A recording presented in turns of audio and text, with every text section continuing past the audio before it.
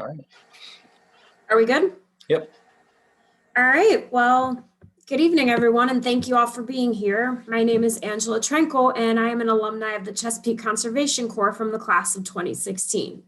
I'm very excited to share this amazing opportunity with you all to tell you a little bit more about the program, as well as give you some perspective from someone who's completed the program and how it's benefited me today.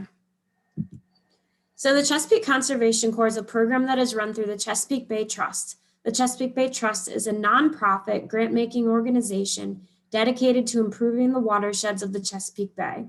The trust was created in 1985 by the Maryland General Assembly.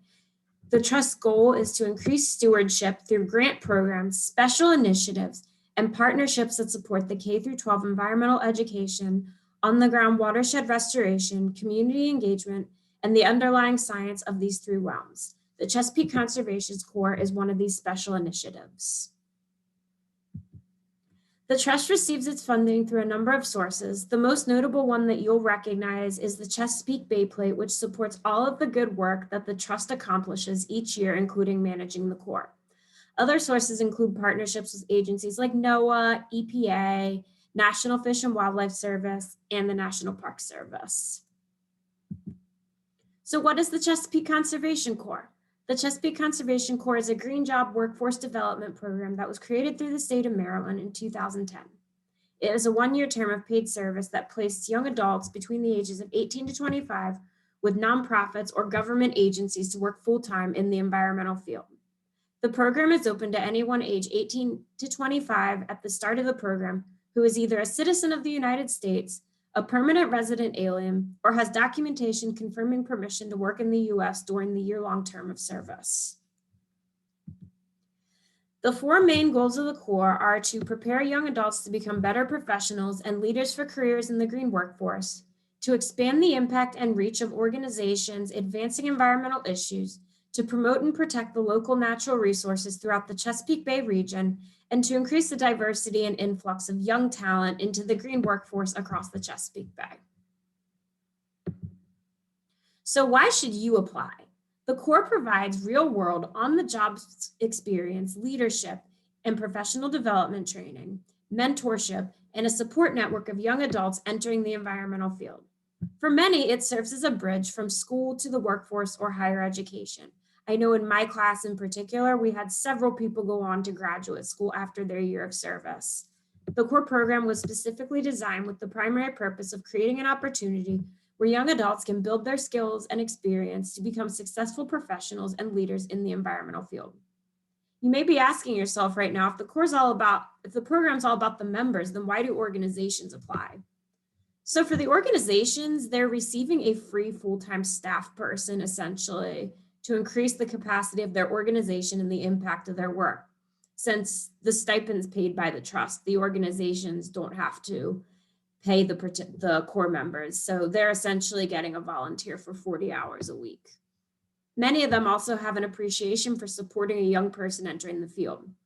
I personally applied because I knew that the skills I would pick up in the program would be an amazing addition to my resume and that they would be transferable skills to any job that I worked with in the future.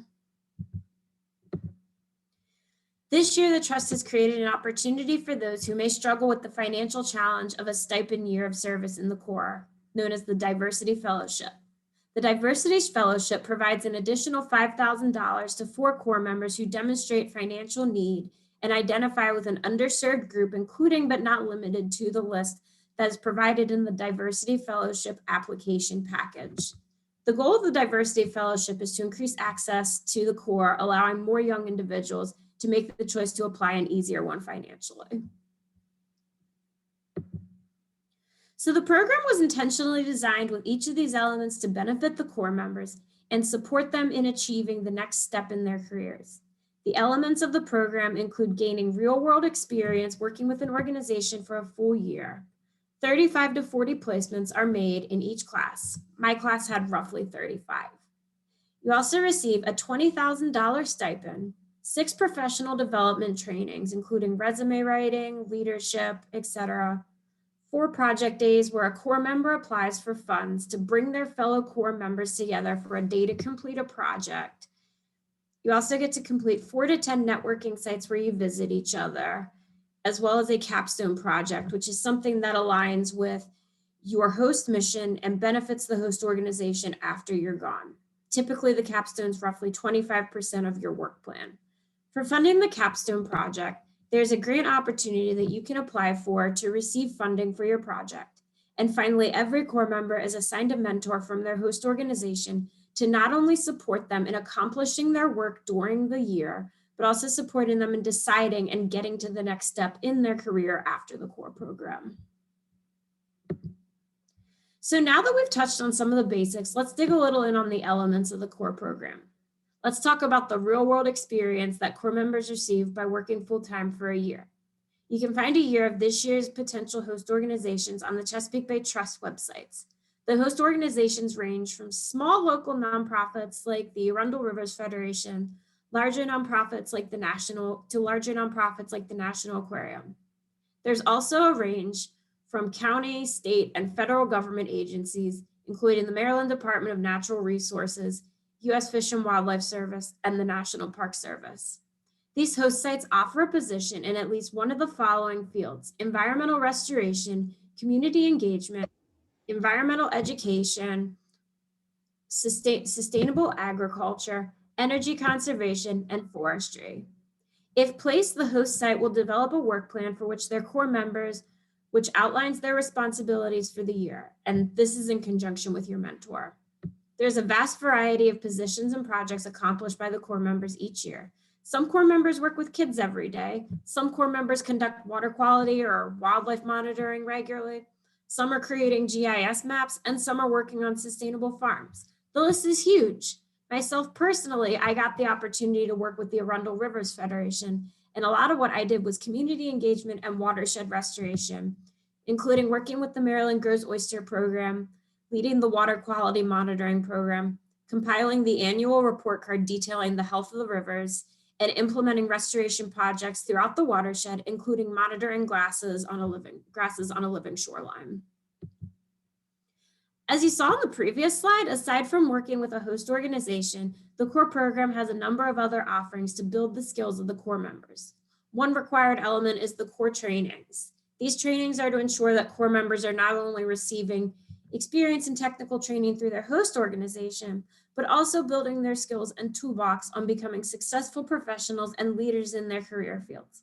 Additionally, these trainings help with deepening the relationships with fellow Corps members and to build a network that supports young professionals. So there are 6 trainings throughout the year, and they range in topics, facilitators, and length.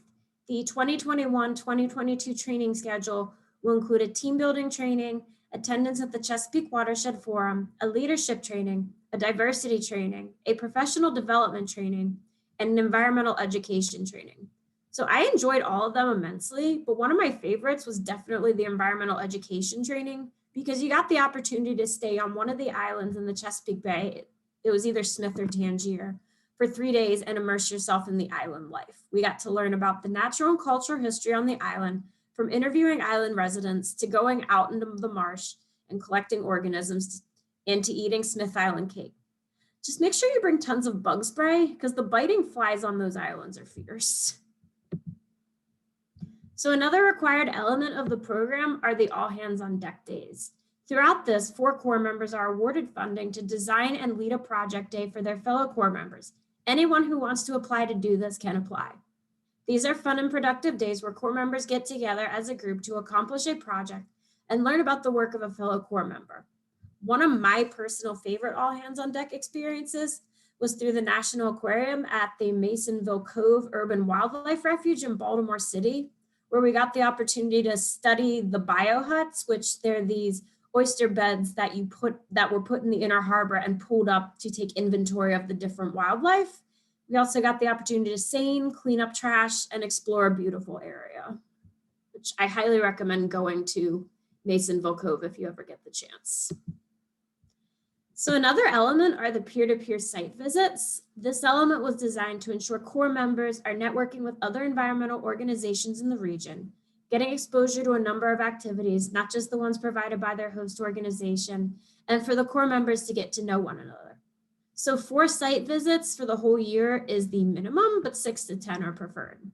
One of my personal favorite site visits was going out to the Maryland Coastal Bays program near Ocean City, Maryland. I got the opportunity to seine for fish and monitor restoration projects at one of their sites. And I also got to see more of the coastal plain region that encompasses where the Maryland coastal bays are located. So the Capstone Project is a required core element, and it's a project selected by Corps members, which they lead over the course of the year. It's one of the highlights of the year and is meant to be a project where the Corps member gains experience and skills that aligns with what they want to do next. You can showcase your capstone projects in grad school applications and on job interviews. The Cliff Notes version of my capstone project was a ribbon cutting ceremony for a hiking trail that I created at a new state park in Anne Arundel County that encompassed the natural and cultural history of the area, in which visitors could engage in all 5 of their senses to really gain experience for the area and continue to visit the park. The trail consisted of signs that could be scanned with a QR code reader to read about the natural and cultural history. And the ribbon cutting event consisted of the opportunity for people to eat local foods, observe seining demonstrations by Smithsonian Environmental Research Center scientists, bird walks led by naturalists, and archaeologists showcasing local treasures. So this grant opportunity is optional, but it's highly recommended. The trust offers a small grant opportunity where Corps members apply for funds from the trust to support their capstone project or another project that they were leading. This allows the Corps member more flexibility in their capstone selection, as they do not have to solely depend on their host organization's budget. Also, grant writing and grant management is a great resume builder for anyone entering the nonprofit or government field. So research shows that a significant impact mentors can have in increasing an individual's participation, confidence, and successful attainment of their goals.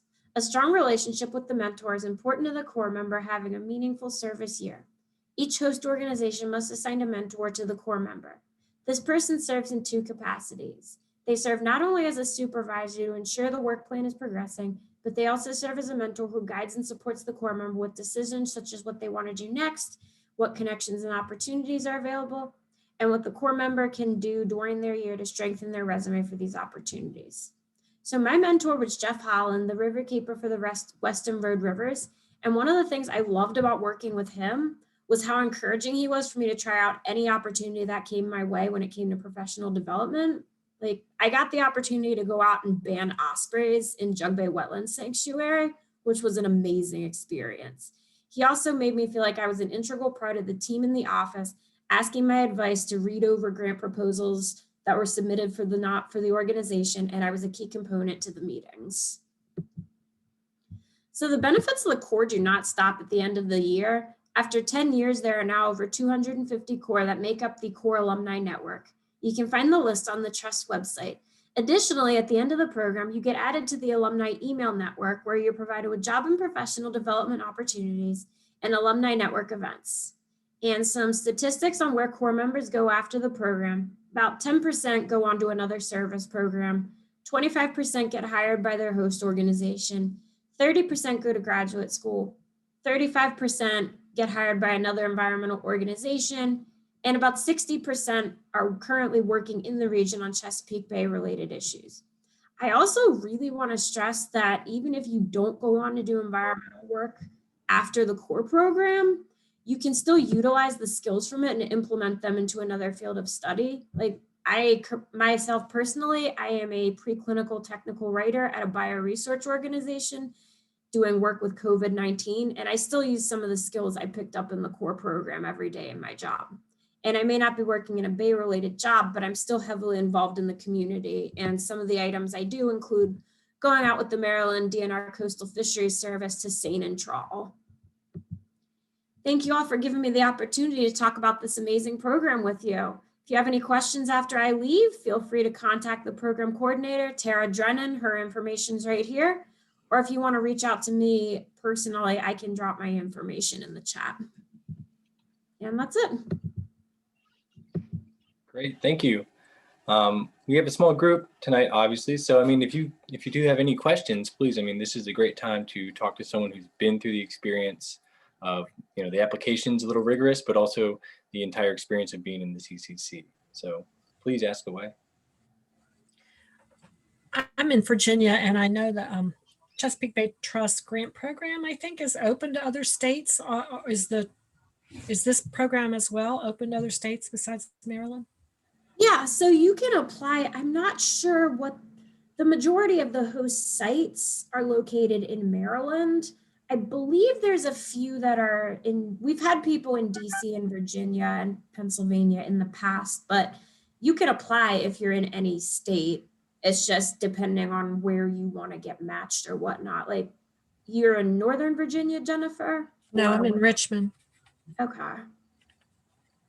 I'm not 100% sure. It depends on what host organizations are available. But I know we had somebody in my class who was placed at an organization near Richmond. I can speak a little bit to that too. In my previous job at the Alliance for the Chesapeake Bay, they had regional offices, and one of them was in Annapolis, but another was in Richmond, and they would frequently look for a CCCer, and it was a competitive program, so they would try and get a CCCer from wherever they could get one. So if there was a good Virginia candidate, they would look for them, and if there was a good Maryland candidate, they'd look for them as well. So there are opportunities. I think, like Angela said, it matters where the host organizations are as well. Yeah, don't hesitate to look into it and apply. How is the 20,000 funded that's paid to the person? It's through the Chesapeake Bay Trust, and they receive the funding from different organizations. Like, there's it's just a portion of the, I don't know all of the logistics, but I believe the money comes from the different sources that the Chesapeake Bay Trust pools gets their money from.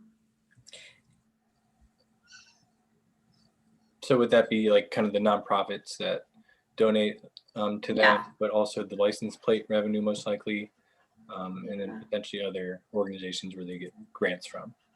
And that license plate is only in Maryland, correct? Yes, I believe so. I believe it's only a Maryland license plate.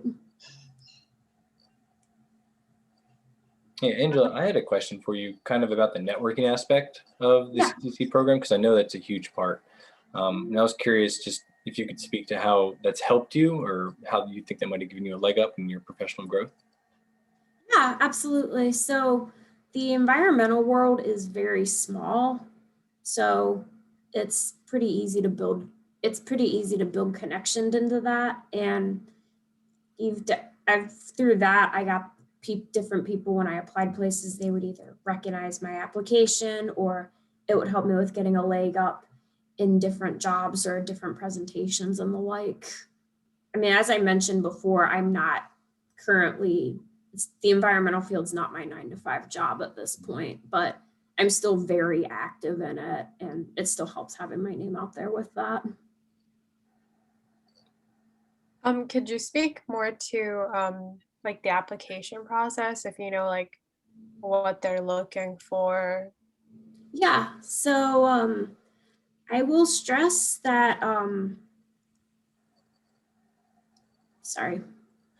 So I will stress that one aspect, like, it's a little odd how it works with the Corps in the sense of most job applications, you know, they want you to load everything on your resume to make it look like that it's like that you have all this experience. But the Corps is kind of the opposite. They actually don't want somebody that has too much experience. They want to give people an opportunity to, they want to have it open so that even if you don't have a lot of experience, which that actually was kind of why I didn't get past the selection stage my first year, because I thought putting every little thing on the application would give me a leg up, but it actually did the opposite. So just put the relevant information on your application. And one other way that if it's feasible for you, mark on there that you're flexible for your location of where you're willing to host. Because that way they know, okay, this person's flexible in terms of where they're willing to go. Like, they're willing to go to the DC area, but they could go to the Baltimore suburbs as well, etc. So those are my 2 cents. What is Okay. the application like for the organization that wants to have a core member? What are they What is, looking for in that? you mean in terms of like what they submit for on their end, or Yeah. when they? Yes, in order to get approved to get a core member. They have to, from my understanding, they have to fall into one of the 5 categories that I had mentioned previously, with the restoration, the forestry, the community engagement. They also have to be able to either pay, like they either have to provide free parking or pay the stipend for parking for you. They don't want you paying that out of pocket. You also have to have a desk space, and be an environmental organization.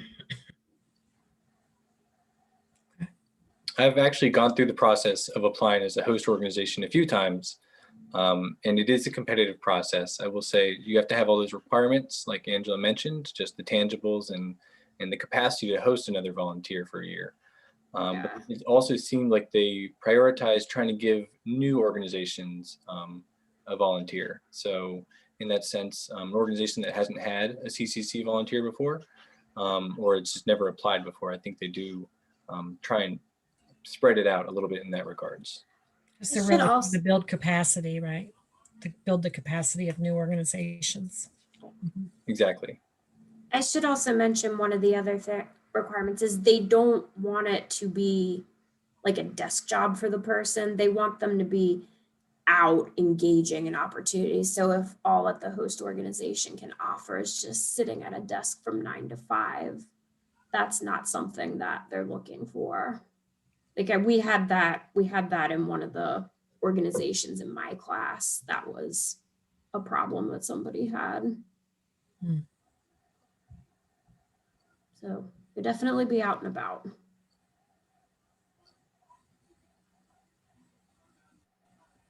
Could you perhaps, do you know like how competitive it is? Like how many people normally apply and how many people get in? So as I'm trying to think, it's definitely hundreds of people that apply. And then I'd say maybe 75 people make it to the selection stage. And then from there, it's broken down to 35 to 40 placements. Because once you're in, I should have talked a little bit more about the selection stage. So once you apply to the program and you make it past the selection stage, then you go into the next round, which is where host organizations will either reach out to you or you reach out to the host organizations, and you try to see which ones you all would be a good fit for. And then after that period, you submit your top 5 organizations that you want to work with, and they submit their top 5 potential core members that they'd be willing to work with. And then the matching process goes from there. And I don't know how the matching process works. That's the one thing that I can't elaborate on more. Like there's people that have gotten 1-to-1 matches in the past and they didn't get into the program. And there are people that didn't get 1-to-1 matches and did get into the program. So I don't know how the matching process works.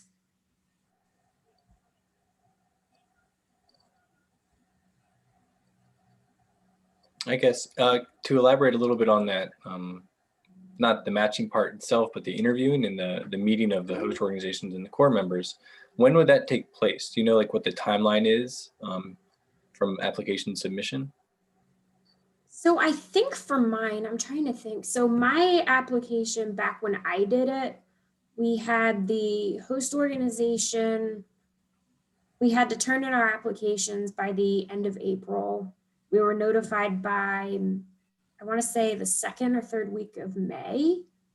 And then the first week of, and then after that, that was when the matching process, I would say takes roughly about a month to go through. Mm. And within that, you get the opportunity. There is an optional job fair that you can attend, which I wasn't able to do it because I was in Florida wrapping up an internship at the time, but it's an opportunity for the core members and the host organizations to meet and network face to face.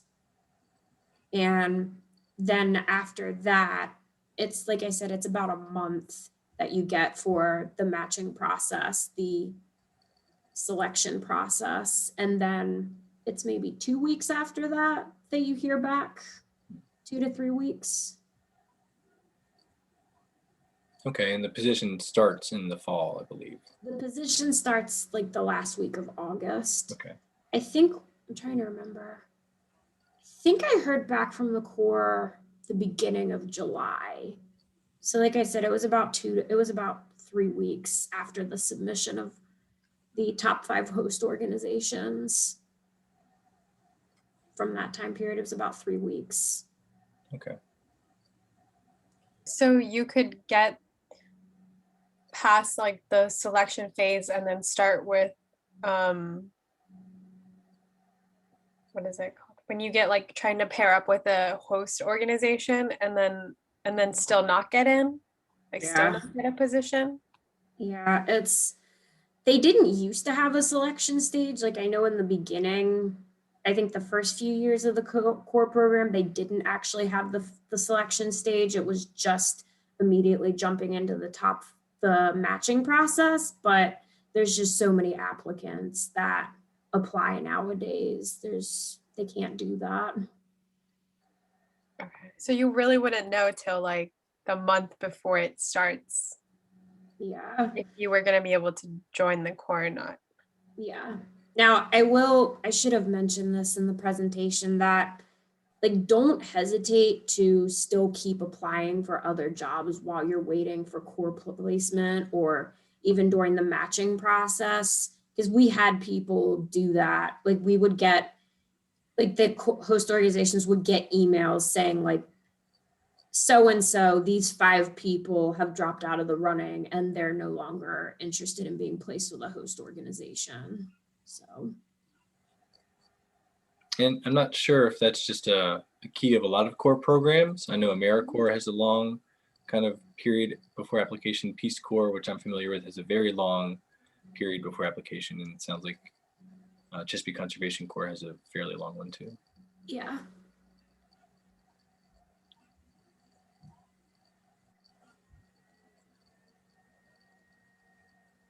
Any other questions for Angela? I did have one last one. Yeah. I was going to ask if there's no others. It was really just the connections you made in the CCC program, not even talking about networking with professionals, but just the other people in the program. Do you keep in touch with anyone in your group? Yeah. I'm actually really good friends with one girl, and she just sent me a surprise Christmas present not too long ago. But we've gone on all kinds of adventures together. We went camping together. We've gone travel. We're supposed to go whitewater rafting together. So yeah, she's probably the one I'm closest to. Like she's one of my best friends to this day. And there's a couple other people that I still keep in touch with from the Corps who I'm not as close to. But yeah, it's a really good group. That's cool. Yeah. Always good to hear about, strong friendships and connections made through these kind of programs. Yeah. All right, well, if there's no other questions, thank you both for attending. I do encourage you to apply if you're in the process, or if you know someone who's interested in this, either as a participant or a host organization, ahead and consider that. It's another avenue too to explore. I think it was Tara Drennan who they will direct any questions to, and I know. Yeah, if you like, I can add that into the chat real Sure. quick. Let me go ahead and take care of that. She's the program manager who Yes. will answer any questions about it. Probably everything except the matching process, even though she's in charge of Yes. that. Might be Exactly. And I just wanted to take a quick moment to just mention that I at Howard EcoWorks, we are also hiring. So if you know anyone who's interested in a position on our Uplift crew, please pass along the word. And we are closing job applications in a couple weeks. So submit applications if you happen to know anyone interested. If you actually want to send that to me later, I can post that onto the Chesapeake Conservation Corps network. Cool. That's a great idea. I put it on the Chesapeake network itself, but that's even another great resource. Cool. Yeah, you can send that to me too. All right. And I see you posted Tara's information there. Mhm. All right. Well, thank you again for attending. Hope everyone has a great evening. Thank you. Yeah. Thank you. Thank you. Have a good rest of your night, guys. You too. Take care.